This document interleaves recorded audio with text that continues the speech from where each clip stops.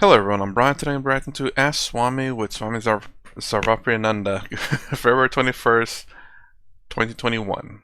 We'll see what the questions are and let's see what Swami has to say.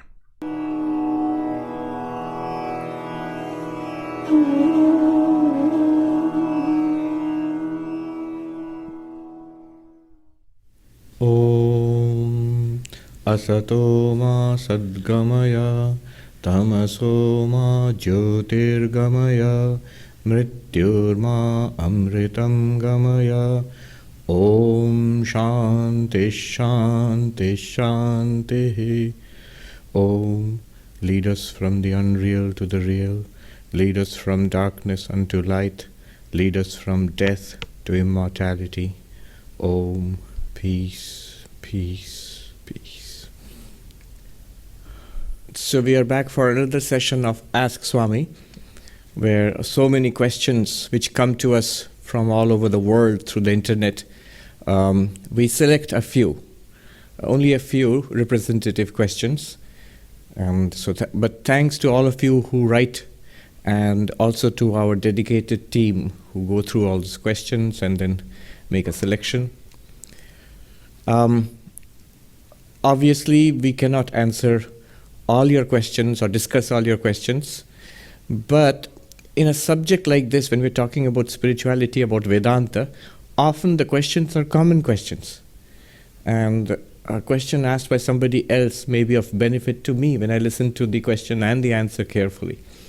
So instead of being eager or impatiently waiting for my question to come up, let's just relax and attend to the questions which do come up and listen to the answers carefully.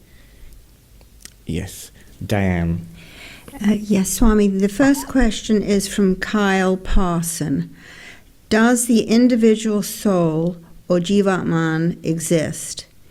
If so, what separates it from Brahman or absolute reality? Does the individual soul, Jivatman, exist? And what separates it from Brahman, the ultimate reality? Look, one thing is, without any doubt, it's obvious that we do exist. I exist. I know I do. I don't know about you, but I do feel that I exist. So the individual does exist.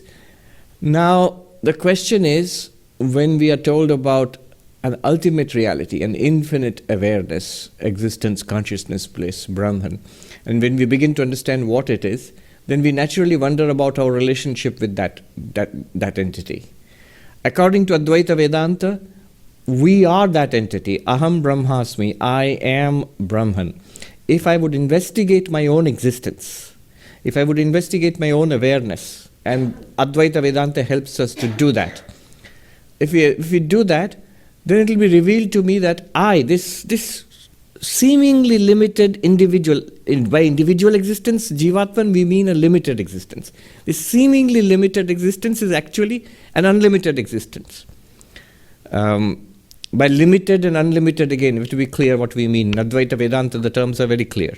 Limited means limited in time, space, in object, which means I'm only here and not there. I'm only, from this year I was born and that year I shall die. So those are limitations of the body. And they are limitations of the mind. But I, the awareness, and am the unlimited Brahman, this is what Advaita Vedanta tells me. You are that, or I am Brahman. So what is the difference between the limited Jivatman and Brahman? What separates? That was the question. What separates? According to Advaita Vedanta, only ignorance separates us. The individual and the absolute reality Brahman, they are separated by ignorance. Whose ignorance? Our ignorance about our real nature. Our ignorance about Brahman, which translates into our ignorance about our real nature. Even more directly and more crudely, a monk put it even more directly. What is the difference between you and the ultimate reality? And he put it in Hindi crudely. I'll translate. He said, "Bevkufi matra hai." Stupidity. The only difference between me and Brahman is my own stupidity, that I don't realize that I am Brahman. So, Um, what differentiates the Jivatman, what separates Jivatman from Brahman? Ignorance, the Jivatman's ignorance about its own reality, which is another way of saying nothing separates us from Brahman. There's nothing that separates us from Brahman. What separates the pot from the clay? If it's a clay pot, what separates the pot from the clay? Nothing, except possibly if the pot was ignorant about its nature as clay. What separates the wave from water, the gold ornament from the gold? Nothing. If it was possible for them to be ignorant, they're ignorant about their real nature. That's the only separation, if I may use air quotes. I'll say I like that explanation, honestly. I was going to say, I mean, in Advaita Vedanta, obviously, there's nothing. Jivatman and Atman and Brahman are all one and the same. But to say ignorance, because that in a sense is the explanation of Maya, the illusion of the fact that we think we are what we are, when in Advaita Vedanta we are not what we think we are, but we are more. We are essentially everything. We are Brahman. Just in case there's any confusion there. This idea that we're the Jivatman, not Brahman, is the Maya, the illusion that we think that we are the mind or the body or the thoughts or whatever it may be. But that's a really, actually, I like that answer. Ignorance. He says that so many times, but I would have never thought to say that. I would say there's no difference, at least according to Advaita Vedanta. You are Jivatman is the idea that you think you are this, but you're really not. You are the Atman, you are Brahman. But ignorance is such a perfect way to say that with Maya, because Maya is the ignorance in a lot of sense, the illusion, the ignorance of the fact. That's the Advaitic answer to the question. Let's take a step back and add a broader view. There is the Vishishtadvaitic answer, which is the qualified monastic school of the great master Ramanuja. By the way, when I say Advaita Vedanta of Shankaracharya or Vishishtadvaita of Ramanuja, I feel a little uneasy because the traditional teachers of these schools would not agree. Advaita Vedanta was not founded by Shankaracharya. Vishishtadvaita was not founded by Ramanujacharya. They are traditions which go back centuries, if not millennia, before these great masters. So in their traditions, Shankara, Ramanuja, Madhva, in their respective traditions, they are known as the great commentators, the ones who wrote the foundational commentaries on the Upanishads, Gita, and so on. Anyway, that's just a technical observation. Now, in the qualified monastic view of Ramanujacharya, the individual and Brahman, the Jiva and Brahman, they are related as part and whole. Brahman is the whole of which Jiva is a part. We are just like hands and feet and fingers. They are all parts of one organic entity called this body. So the parts of a unity called this body. Similarly, all of us, sentient beings, and also this insentient world, this material world, we are all parts, components, tiny bits. One example is of thousands of sparks, millions of sparks of fire emanating from a vast bonfire. And the vast bonfire itself is Brahman or God. So that is the qualified monastic view. Another view would be, we are actually separate. We are actually distinct from Brahman. Brahman is God and we are sentient beings and we are distinct. And we will remain so. And so then we have a loving relationship or a devotional relationship with God. So it could be identity, it could be part whole, or it could actually be difference, strict difference between God and the individual being. Which one is... Oh, I'm going to rewind that, sorry. Loving relationship or a devotional relationship with God. So it could be identity, it could be part whole, or it could actually be difference, strict difference between God and the individual being. Identity, part whole. What's the difference in identity and part whole?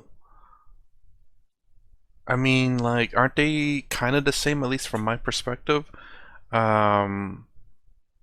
Because, again, the finger is part of the whole body, much like how we are,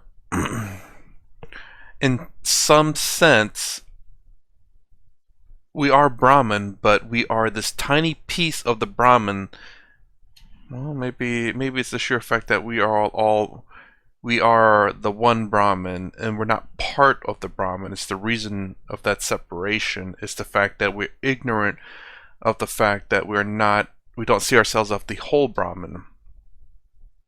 Whereas the part whole is the fact that maybe we are the finger, but still part of the whole body. Maybe the arm, the leg. Is that still kind of the same thing as identity, though? It's just, I mean, you may say you're the finger, but you're still part of the body. You may say you're the thumb, but you're still part of the body. You may say you're the arm, but you're still part of the body. You're still part of the whole body. Do explain that to me in the comments. How I can see the separation kind of, but not really. Identity and part whole is what he was talking about, and I get the dualistic version, which is very. You talk to any Westerner and they kind of know that, as God separate from us. But the part whole and the identities, where I'm seeing those as two the same things. You're just saying it differently. Which one is correct? As a non-dualist, I will insist that the non-dual position is correct. But Sri Ramakrishna would say that all of them are correct. Why would all of them be correct, and what's the point in saying they're all correct? Notice, the important thing is to be in touch with, to realize, to connect with, or become one with that ultimate reality. That is the only point that is important. If you can do that, do it by a dualistic way, do it by a qualified monistic way, do it by a monistic, non-dualistic way, whichever way it works, and it's liberating, it solves your problem. Somebody asked once, what is Sri Ramakrishna's philosophy? Is it non-dualistic? Is it dualistic? Is it qualified monistic? Swami Turiyanandaji writes, if you press me for an answer, I will say his philosophy was, realize God by any means whatsoever. Right. This question is from Dmitry Sladkov. Could you please help me understand the description of self, existence, consciousness, bliss? I understand the existence and bliss. My question is about consciousness. Does it mean that the self can be self-aware without the need of the mind or any object? So, can the self be self-aware without the need of the mind or any object? First of all, straight answer, no. When you mean by self-awareness that I am aware of myself, deliberately, consciously, as an experience, then obviously one needs the mind, because it's the mind which generates that self-awareness.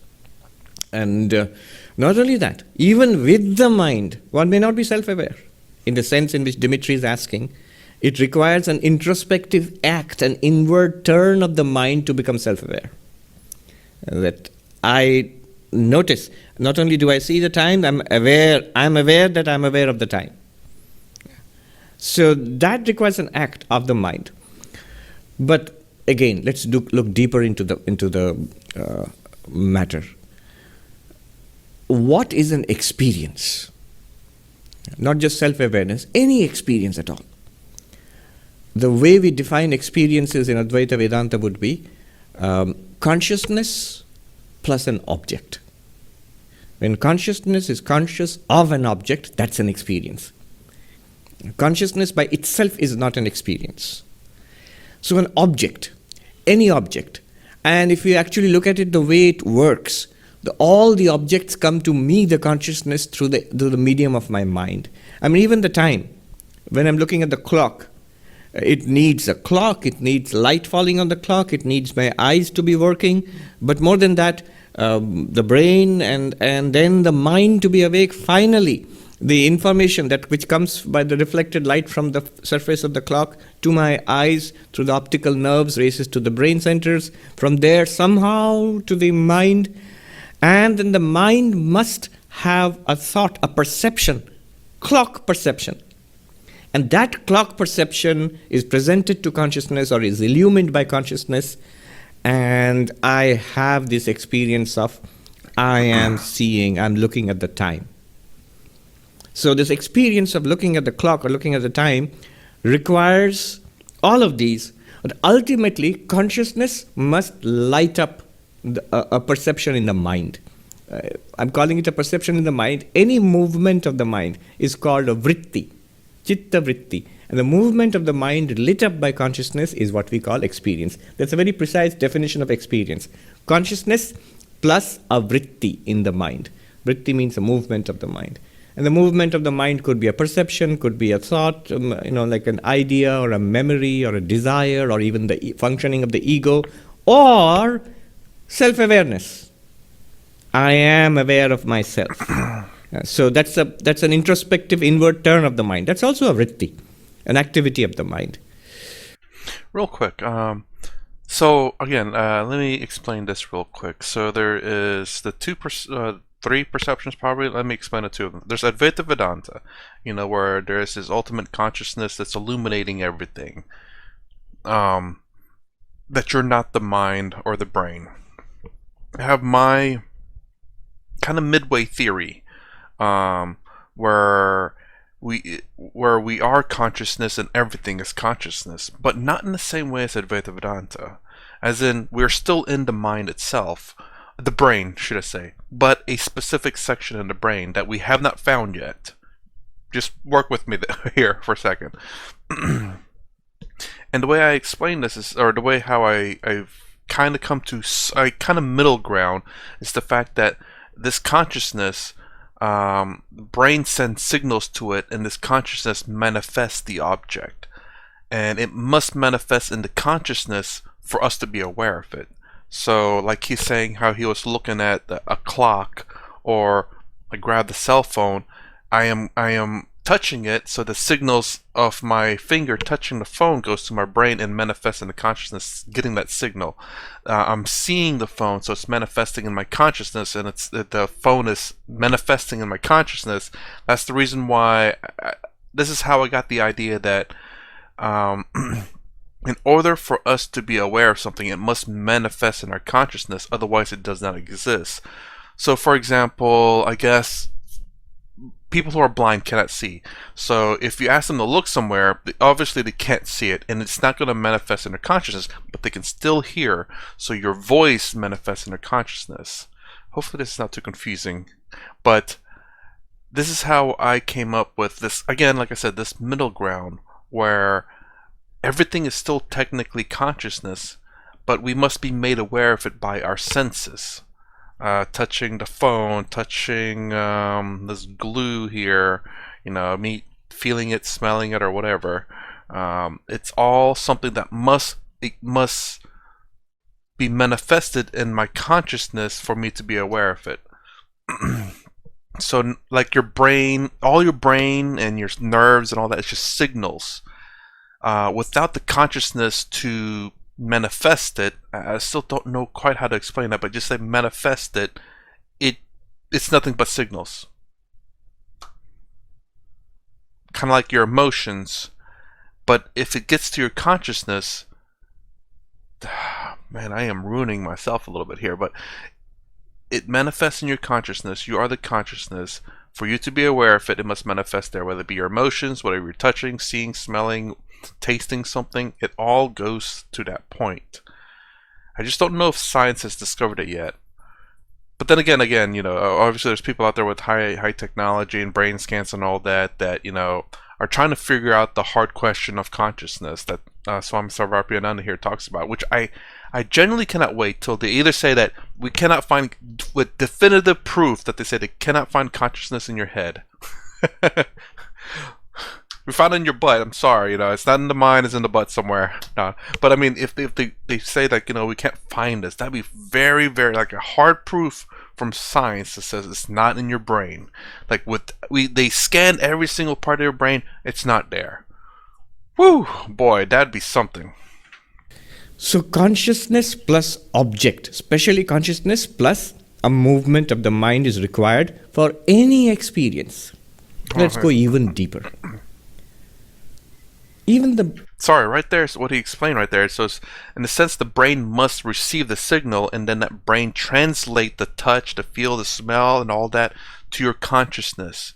In a sense, I guess your brain's like this middle ground to decode the message, and then to put it to your consciousness, and then it manifests in your consciousness. It's like, oh, that's a couch, that's pizza or something, It's oh, that tastes delicious. Keep eating more of it. activity of the mind may not be required.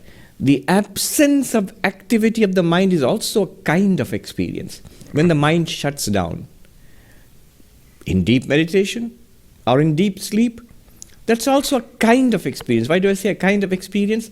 It does not have the markers or the characteristics of experience which we have at the moment. I'm consciously aware of experiencing things. I'm not consciously aware of deep sleeping or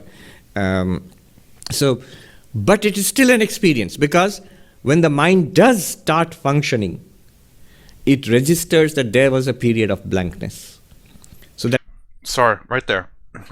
Again, I'm thinking of. You might explain it here, but the blankness, you cannot prove that you were in deep sleep. You yourself cannot prove that you're in deep sleep. You could only make an assumption that it's 5 o'clock now, I went to sleep, I woke up at 7 o'clock. 26 hours later. More than a full day's of sleep. And that entire time, the only way you can prove that you have slept that way is you are aware of a time that says, okay, 26 hours has passed, and obviously I didn't do anything. I was not aware of anything. So there's the proof of the deep sleep was through absence. And that's I guess kind of the same way you can prove your consciousness. You cannot observe your consciousness, much like you cannot observe yourself in deep sleep. The proof of the consciousness is the mere observation of what you are not. I guess that's why there was it niti niti and iti iti, I believe, and or jnana yoga as well, where you start saying, I'm not this, I'm not this, I'm not this, I'm not this. You find out what you are not to prove of who you are.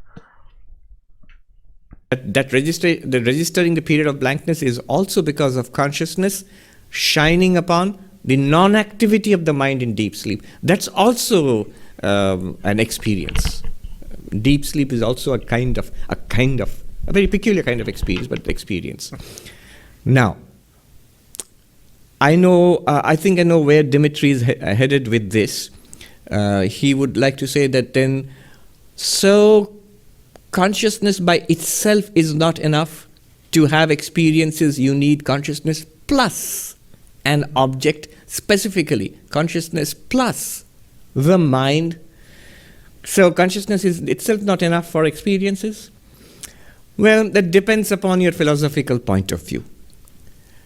If you think that the world and the bodies and the minds, all objects, they all belong to an independent real category called nature, or in Sanskrit, prakriti. And then consciousness uses that for experiences. Consciousness is called purusha, and everything else is called prakriti, or material existence. And the combination of purusha and prakriti gives rise to experience. Then you're right. It requires two different things. That's called Sankhya philosophy. So then, yes, consciousness would need mind to generate experiences. But on the other hand, if you look at Advaita philosophy, the Advaita paradigm, then Prakriti is not an independent entity.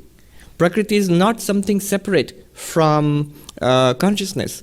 It is now called Maya. It is the projecting power of consciousness itself.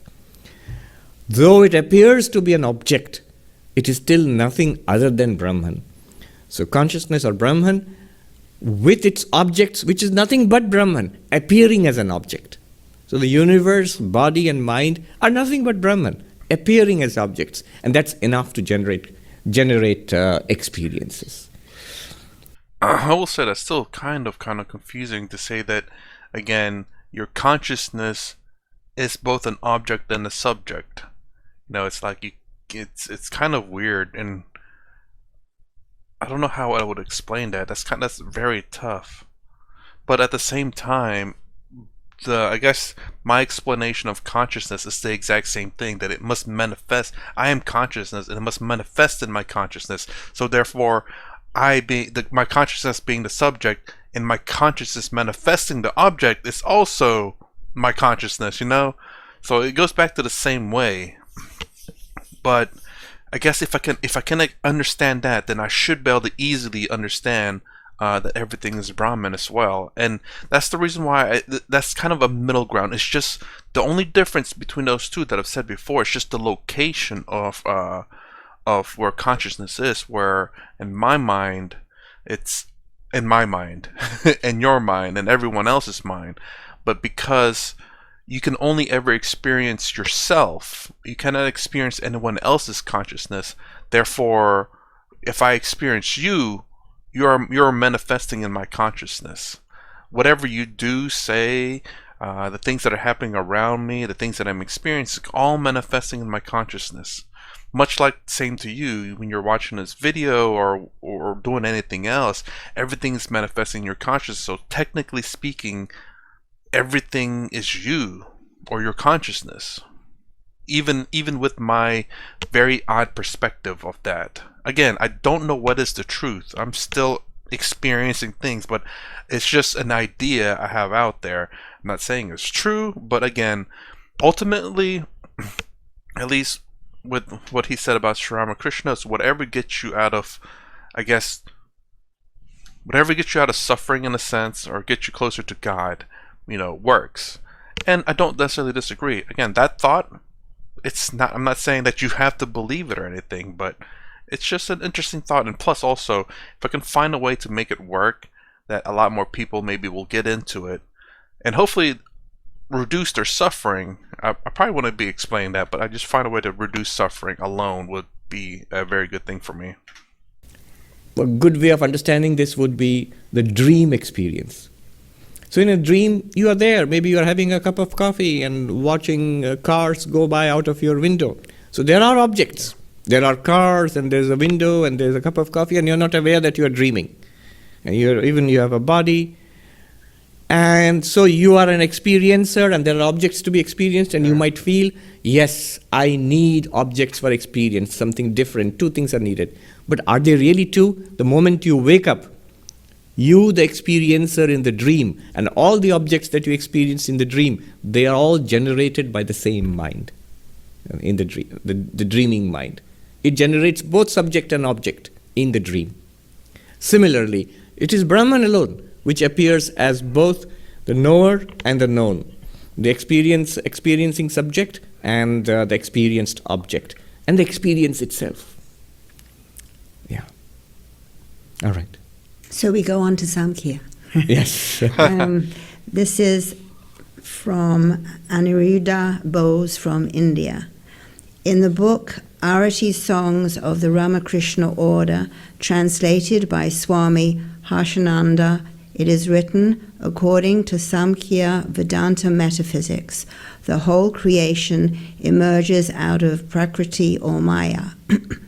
What I understand from some of your lectures on Vedanta is that this whole universe that we see is due to the projecting power of Maya, and that the veiling power of Maya prevents us from seeing our true self.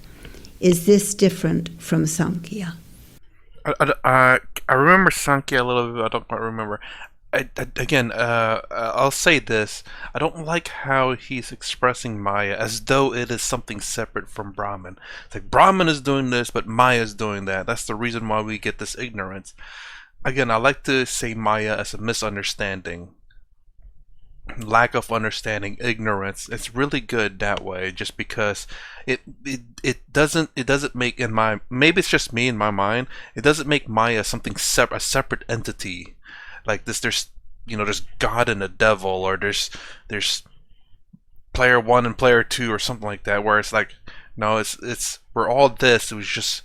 We just have a misunderstanding of what we are, or how we understand the universe, how we see things. It's just all misunderstanding, which is Maya. Let me rewind that. veiling powers of Maya prevents us. Again, it makes it seem like it's a living god. Their powers, I don't know. Let me know. Do you think what I'm saying is ridiculous? Hey, it might be, but just if you do explain that, because I don't mind saying it's ridiculous, but I just like to think of Maya as a misunderstanding. So Aniruddha has referred to the Arati songs. Swami Harshanandaji, by the way, he passed just a couple of weeks ago. He was in Bangalore, a very senior monk of our order, very erudite, learned, very saintly Swami. So yes, that book is very popular, where he has translated and introduced the Arati songs, which are sung in all the centers of the Ramakrishna order, including this one here. Yes, the universe is a projection of Brahman through Maya, or a real creation through Prakriti. In Sankhya, in Advaita Vedanta, it is Brahman alone which appears, does not become the universe. But when you say project, this is a Sanskrit word srishti, Brahman appears as the universe. Just as the movie screen never really becomes the people and the places and the objects in the movie, only appears. Similarly, Brahman appears as this world. That is Advaita Vedanta. Sorry, real quick with the movie projector, real quick. I don't like that example because there's still duality in that. There's the screen and then there's the projector. If you don't have the screen, the projector will not work. If you don't have the projector, the screen will not work. You must have this duality in order for it to work. But you might say the example would be a theater, which includes everything, that the screen and the projector. But I think there's got to be a better. The dream is the only thing that I can think of that just works perfectly. Because everyone can understand it. At least people who have dreams can understand. I don't know if there's people out there who have never had dreams, but I think people with dreams can understand. It's like, oh yeah, that makes sense.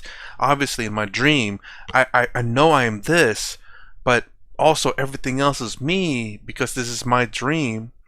But yet I don't see myself as other people. I just see myself as myself. So that's always been just the perfect example that I could not break. But the projector and the screen is the one that's just, again, duality, though. The problem is you have to have the projector and the screen. It's the metaphysics of Advaita Vedanta. Maya projects Brahman as a unity, as a variety. Consciousness as its own objects. But Sankhya philosophy says that Prakriti, nature, is independent of consciousness. Consciousness and Prakriti, Purusha and Prakriti, are independent entities as far as their existence is concerned.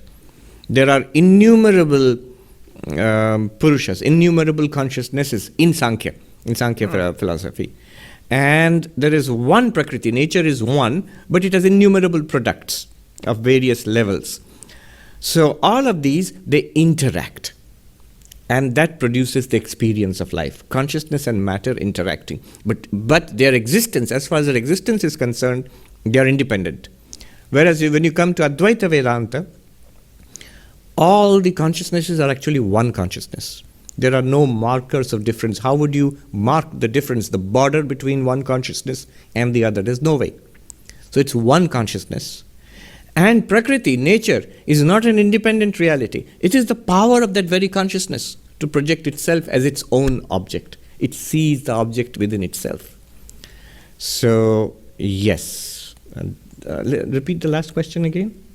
No, just the last part of it, the question. What I understand from some of your lectures on Vedanta is that this whole universe that we see is due to the projecting power of Maya, and that the veiling power of Maya prevents us from seeing our true self. Is this different from Sankhya? So in Vedanta, Maya has these two powers or capacities, the Avarana Shakti and the Vikshepa Shakti. Avarana Shakti is the capacity, the power to veil the truth from us. The truth is that we are Brahman, we don't realize that. The truth is that this world is actually Brahman, we don't realize that.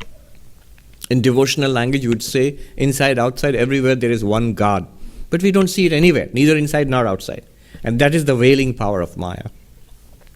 And the projecting power of Maya is to project that Brahman itself as this world, as this person as the subject and the object. And Swami Vivekananda said, one alone exists. It appears as nature, Prakriti, soul, that is the Purusha. So one consciousness alone appears as knower and known. Is this different in Sankhya? As I said, in Sankhya, Prakriti is independent.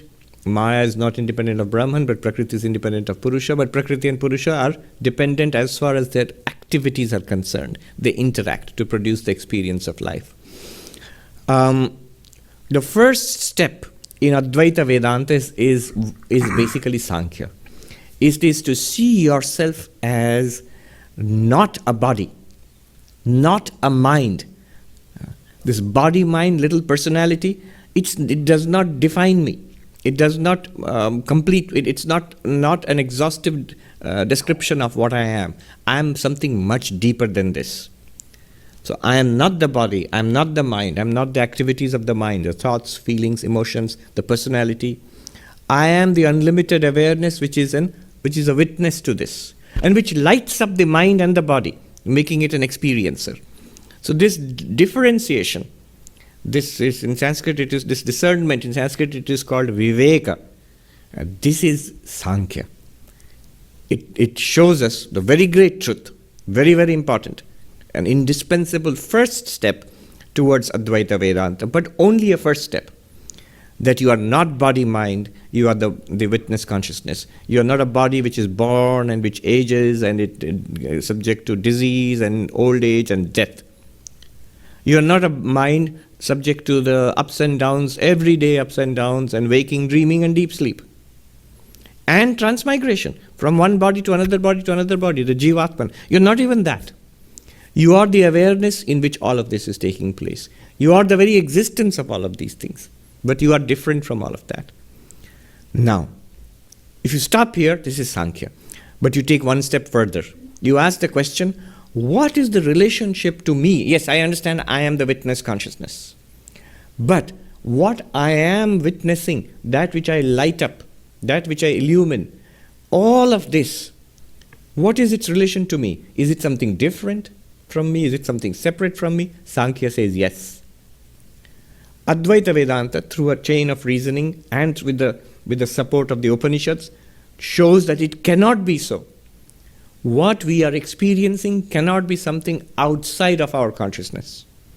There's no way of consciousness to come in contact with something outside of itself. So ultimately, what Advaita wants to say is that you, the consciousness, are definitely different from nature, that is Sankhya, but is nature different from you? Water is different from the wave.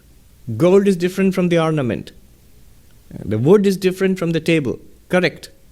But is the wave different from water? Is the ornament different from the ornament? Is the altar different from the wood which constitutes the altar? No, it is not. To make it even more clear, in case anybody has any doubt, in what sense did you say that the wood is different from the altar? In what sense did you say the water is different from the wave?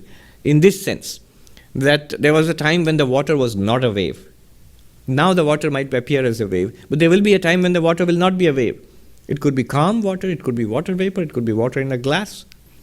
There was a time when this wood was not an altar. It was in a tree. So, the wood is not the altar. Right now it is. It looks like that. It's the form given to it. Right now water is appearing as a wave. Right now gold is appearing as that ornament. But gold in itself is not an ornament.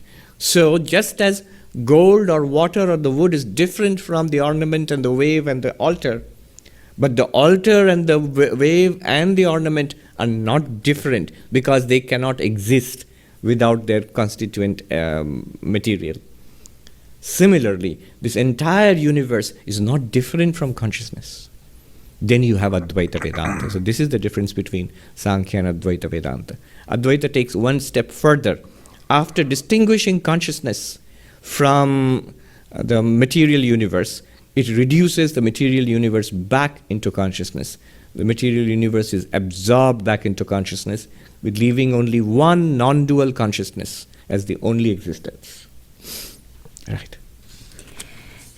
Okay, I'm gonna have to pause it right there because this looks like a very long next coming up. Hopefully, I don't talk too much next time. So, video over with. I'm gonna talk now.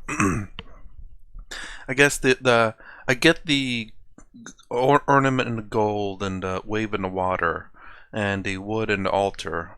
I guess the problem is, while we understand that's form and function, but the gold, how do you explain the experience of gold? I guess I'm assuming he's trying to associate that with the fact of Maya, the fact that the fact that we have this form and this function, but reality we are the gold or the wood or the clay. He used a different example, but anyways, but yeah, the pot is the form and function. The clay is the underlying material. The ornament is the form and function. The gold is the underlying material. Like how our body and mind is form and function, and our consciousness is the underlying material. But the thing, I guess, the problem with that's a great example for understanding, perhaps our misunderstanding of an object, or perhaps misunderstanding of our understanding of life, I guess you could say. The only problem I guess I have with that is just the sheer fact that these ornaments or the altar or the pot is missing the consciousness portion, self-awareness, I guess you could say, because obviously I mean, that's a great way to say about your body, especially with Sadhguru talking about how when you eat things and it just forms your body. I don't know how did that relate to that, but anyways, kind of like how the clay is formed into a pot or whatever else. How our body, we eat stuff and we form it to these things, but probably that's a whole different story. But again, I get how we have that misunderstanding of was it that the pot itself is actually a pot, but in reality it's clay, or that the ornament is an ornament, but in reality it's gold, or the altar is an altar, but in reality it's wood. But the consciousness portion is a bit different. And again, I think ultimately the best explanation is the brain, the dream. Because when he talks about those ornaments and all that, it's obviously the misunderstanding of how we interpret form and function. Because I remember whenever he explained that and who am I? I get the best way to understand what an ornament is, or what an altar is, or what a pot is form and function, not anything else really. I know he was trying to say the misunderstanding is that it's an ornament, but in reality it's gold, or it's an altar, but in reality it's wood. Yes, altar is not the material that it's made out of. Altar is the form and function, because an altar doesn't have to be made out of wood. The altar could be made out of metal. It could be made of acorns. It could be made out of plastic or cardboard or dirt or whatever. The altar is just form and function, much like the ornament. Again, going through all the different kinds of materials an ornament can be. An ornament is form and function, and the material itself could be anything. That's my only kind of, I guess, problem with it, is that the argument he makes still makes sense, but it's just the fact that when you have people that think like me, it's like, well, it doesn't have to be made out of gold, but the idea is the fact that the ornament, because again, like I said, form and function. It's not about the material, it's about form and function. But the idea is the sheer fact that we have to understand that an ornament is technically what it's made out of as well. But my only counter argument to that is form and function.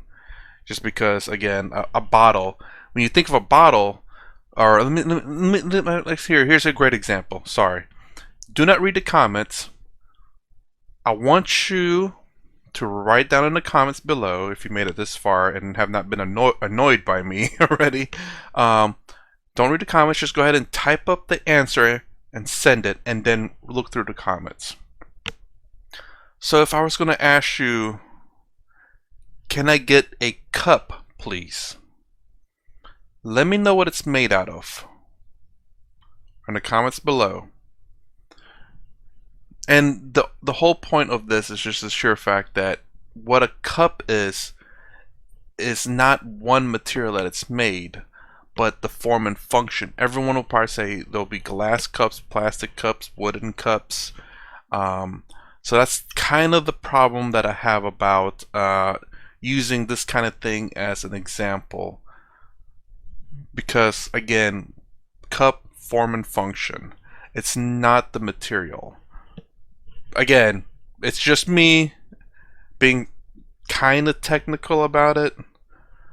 But that's the only like I said, that's the only argument I do want to ask him that now. I do want to ask him that. I wonder what he would say. It's like, well, the clay pot, the gold ornament, or the wooden altar. Altar itself is not the material, it's the form and function. So the material itself is irrelevant. Anyways, you can still write down in the comment if you want, and just kind of see what people say. You know, for me, I will go ahead and answer that question now. It could be both, honestly, but I prefer prefer plastic. So if I drop it, it doesn't break.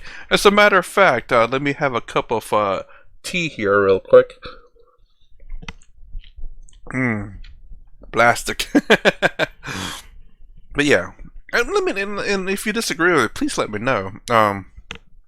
I think I understood him correctly from some time ago, but then again, a lot of things has gone through my mind, and I remember ideas, not so much very specific stuff, but the idea is the fact that we misidentify objects, we misidentify this world. We think that these are objects that are, that exist, but it's just all an illusion. It's all Maya. But these altars or these objects that we see is just form and function. It's not. I guess it's not the material that we're talking about. If you want to talk about material, then you could say, in terms of science, it's like matter. And that encompasses everything that exists, I believe.